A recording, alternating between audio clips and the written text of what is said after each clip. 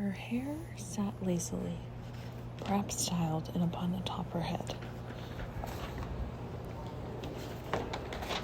Thomas Sully had black, sweeping hair across his face and a finger bookmarking a book, always. He dressed in some traditional American style, a thick white turtleneck and black suit. He was so quiet, handsome with his dark eyes and blushing skin. He liked to read by the candlelight for some reason in the ballroom, and occasionally I heard him speaking. Everyone would stop and perch on the edge of their seats. Historian or bookkeeper, if I had to guess. I knew a woman here went by George, but I wasn't sure which one it was yet.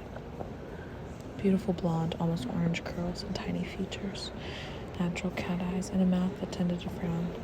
I never went up to her. She was the youngest of the group and therefore the most intimidating. One woman who looked exactly like Cass.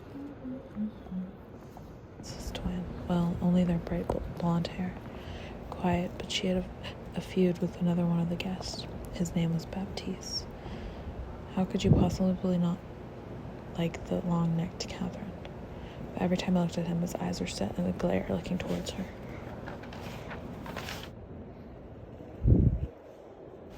The sister and brother scared easily. They liked wine. One would order white and red, but every time I came back to take their orders, they'd switch. Sometimes I thought they were wasting our time. They didn't eat. On the tables, they recreated still lifes. A lemon peeled all the way down to the rim. Bread carved open, silver opened and laid flat. A tablecloth was crumpled on purpose. But they did not paint. They only stared. And some arranged flowers. Teardrops. I need teardrops on the sleeve. A disgruntled Peter rushed to look for a water spritzer. Cass calmly guided him to a room. But they never went outside.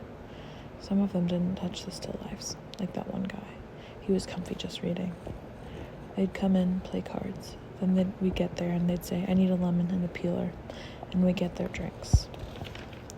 And the only couple. I'm so embarrassed. There was a curator and a man who I kind of look up to, his tour. And they were like, and I saw them at the museum, and they were like, oh, what's your book about? And I was like, it's a modern myth. That's all. They were like, what is it again? I'm like, it's a modern myth. Like, what does that mean? Basically, I can't. And then the curator woman was like, all right, let's go. I felt so embarrassed. Even though it's not embarrassing. I'm cool. I'm so cool. But it's like, you don't want to stay. Like, what? You don't want to invite me on your tour?